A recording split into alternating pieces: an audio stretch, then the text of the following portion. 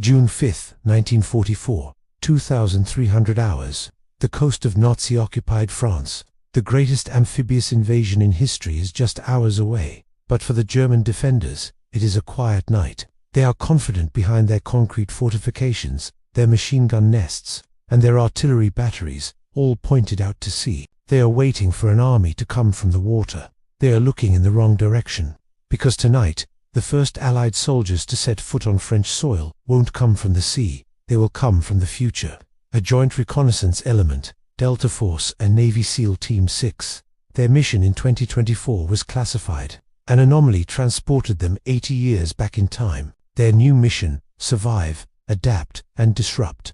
Their target: the critical coastal defense network at Pointe du Hoc, the very cliffs. American Rangers are destined to scale at a terrible cost in just a few hours. Let's compare the players. This is a battle of awareness. On one side, the German sentry, 1944, a Kar 98K rifle, his eyes and ears, a flashlight. He patrols a static route, blind to the darkness. On the other side, the Delta and SEAL operator, 2024, he sees body heat through fog and foliage with hybrid thermal and night vision goggles. He communicates with his team via encrypted microcoms, and he has a silent, miniature droner, tiny eye in the sky. The German sees a dark, empty coastline. The operator sees a real-time digital map of every living target. Their first advantage is total situational awareness. Moving like ghosts, they bypass perimeter patrols, seeing the Germans' heat signatures through the hedgerows long before being seen. A silent drone maps the entire strongpoint, marking gun emplacements, the command bunker, and communication lines. The Germans hear nothing but the waves. But then, a complication. Contact with a local French resistance fighter.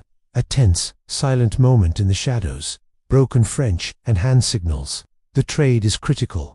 The operatives learn of a hidden minefield. The fighter receives a strange, advanced combat knife and a warning to stay clear of the cliffs at dawn. The human element has entered the equation.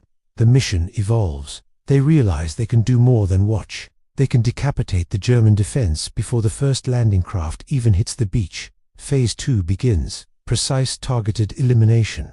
A suppressed sniper rifle barks once from 800 meters out. The sound is lost in the wind. A machine gun crew falls before they hear the shot. Silent patrols of 2 vanish without a trace, taken down by close-quarter techniques and subsonic rounds. Sabotage charges are magnetically attached to the breeches of the massive 155mm guns. Timers are set 4:05:30 minutes before the naval bombardment is scheduled to begin. But time is the enemy. A missing patrol is discovered. The alarm is raised. Now, their greatest weapon stealth is compromised. The Germans are blind, but they are numerous. They begin saturation fire into the darkness. A stray burst of machine gun fire clips the tiny drone, sending it spiraling into the channel. One operator signals, "Ammunition critical." He swaps his advanced rifle for a scavenged German MP-40. The familiar, chattering report immediately gives away their new position. The ghosts have been cornered. With their position revealed, the team makes a fateful call. They switch from being shadows to becoming spotters.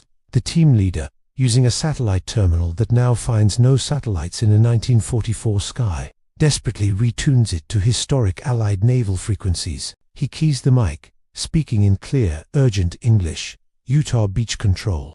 This is Phantom 1, Authenticator, Mickey Mouse, Fire Mission, Overlord." On the other end, confusion, then stunned recognition of coordinates coming from behind the German lines. The battleships of the past answer the call from the future. The sky tears apart. Precision naval gunfire, guided by laser designators from the future, rains down on the pre-marked targets. For the Germans, the world erupts. They are thrown into chaos, believing the invasion has begun hours early. At 0630, the real invasion begins. The Rangers scale the cliffs of Pointe du Hoc, but the defense they face is shattered. Key guns are silent. Commanders are dead. Communications are in disarray. The Rangers secure their objective with significantly fewer casualties than history remembers. The operatives, their part done, fade into the French countryside, leaving behind only legends, a few strange shell casings, and a altered timeline. A post-analysis of the engagement reveals the impact. Historical Ranger casualties at Pointe du Hoc, Severe in this scenario, reduced by an estimated 60%. Factor 1. The elimination of command and control before H. Factor 2. The premature mobilization and confusion of German reserves. Factor 3. The destruction of key artillery that would have targeted the beaches. The ripple effect. A faster breakout from Utah Beach. Less pressure on Omaha. The war in Europe could have been shortened by weeks, saving tens of thousands of lives. A small team, armed not with numbers, but with overwhelming intelligence and technology, can bend the arc of history. They were not an army. They were a scalpel. And on the coast of Normandy, they made the first, unseen cut. What ultimate force multiplier should we simulate next?